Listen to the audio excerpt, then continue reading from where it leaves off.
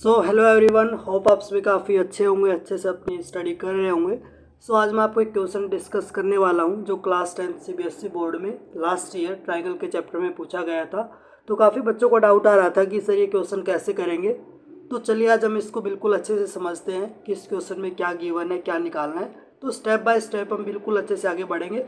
सो हमें बिना किसी प्रेशर के, बिना किसी दिक्कत के इसको सोल्व करते चलना है। So let's start. सो आपका क्वेश्चन में क्या गिवन है? In the given figure P A Q B R C R perpendicular to A सी।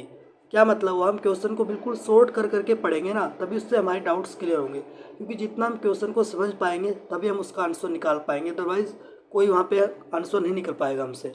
सो देखिए, इसमें बोल रहा है कि पी ए जो साइड है, क्यू बी जो साइड है और जो आर सी है वो सभी परपेंडिकुलर है इस लाइन ए सी के ऊपर। आप देख पा रहे होगे ये ऐसी लाइन है, इसके ऊपर पी ए परपेंडिकुलर है, क्यू बी परपेंडिकुलर है और आर सी परपेंडिकुलर है। और उन्होंने पी ए की जो लेंथ है वो दे दी एक्स यूनिट, क्यू बी की लेंथ दे दी वाई यूनिट और बी सी की लेंथ दे दी उन्होंने जेड यूनिट। ये कितना हो गया एक्स, ये कितना हो गया वाई और ये कितना हो गया जेड।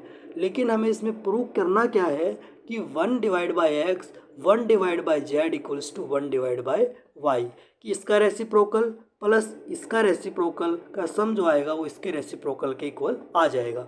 सो होप आपको क्लियर हो गया होगा कि क्वेश्चन में क्या निकालना है, कैसे करेंगे। सो देखिए, इन द गिवन फिगर पी ए, ऐसे इसमें और में दे रखा था तो मैंने इस पर लिख दिया है। बाकी क्वेश्चन सेम है, बस इसमें डायग्राम में हल्का सा चेंज है इन दोनों में, बाकी कोई भी इसमें चेंज नहीं आएगा।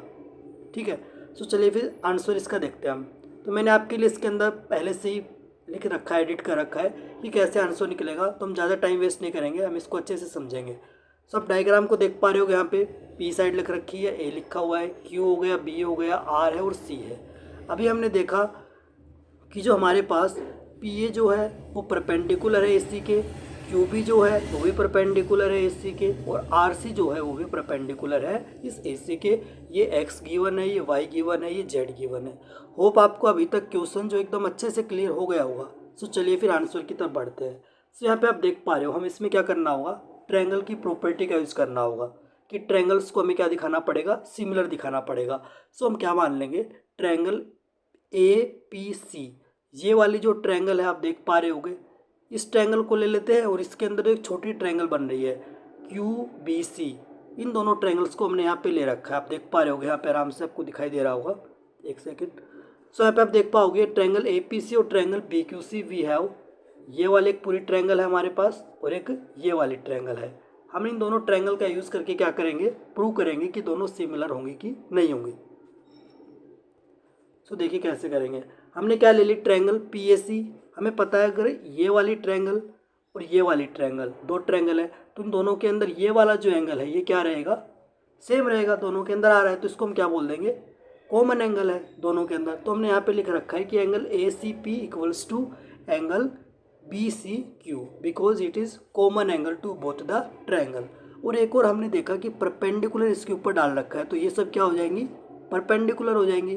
तो हमने फर्स्ट जो रूल लिखा, angle P A C equals to angle Q B C, क्योंकि ये दोनों क्या है 90 डिग्री, तो यहाँ से हमने क्या बोल दिया, ईच 90। तो हमने पढ़ा है कि by angle angle similarity triangle A P C is similar to triangle B Q C. और जब भी ट्रायंगल सिमिलर होती हैं और हमें पता है ये दोनों क्या है, पैरेलल भी गिवन है क्योंकि दोनों 90 डिग्री के ऊपर है, पैरेलल भी हैं, सिमिलर भी हैं, तो यहाँ पे हम बीपीटी को बिल्कुल आराम से यूज़ कर सकते हैं। BPT means base proportionality theorem. So यहाँ पे देखो, अब ट्रायंगल ए पी सी और इनके अंदर बात करेंगे तो A P divide by B Q equals to A C divide by B C, ये आपको लिखना आता होगा।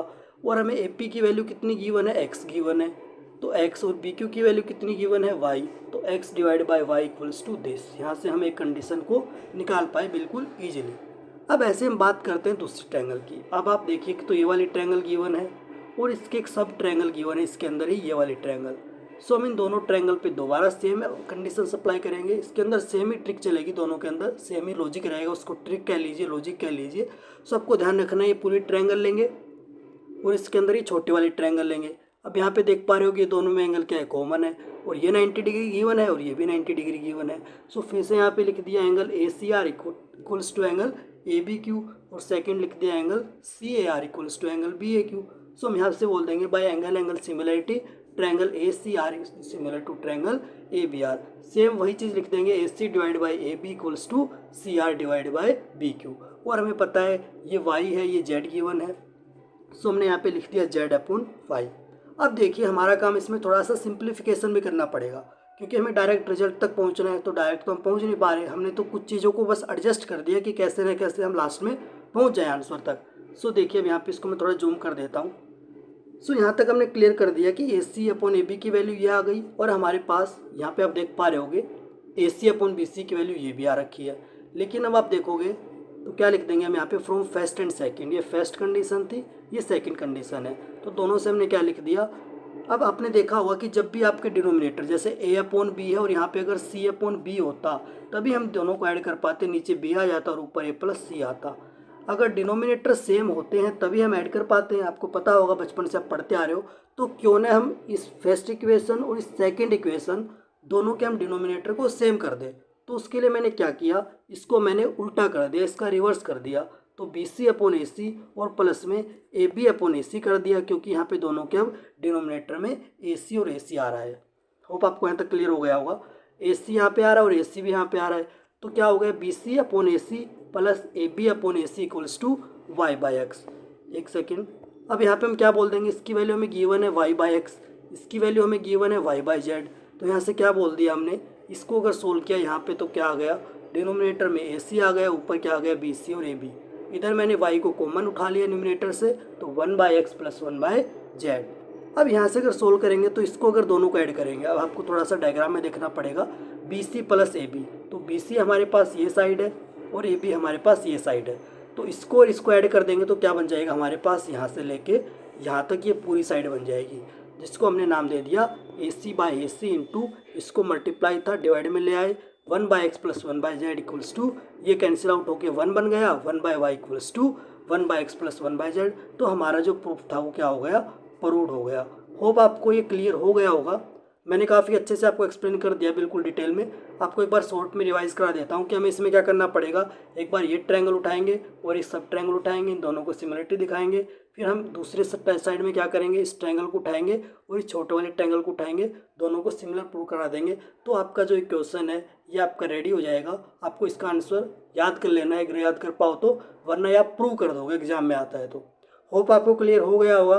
कोई भी अगर आपका छोटा मोटा डाउट बचता है भी तो आप वीडियो के कमेंट सेक्शन में जाके वहाँ पर अपना डाउट कमेंट कर सकते हो। मैं आशा करूँगा कि आपको समझ आ गया होगा। Thank you.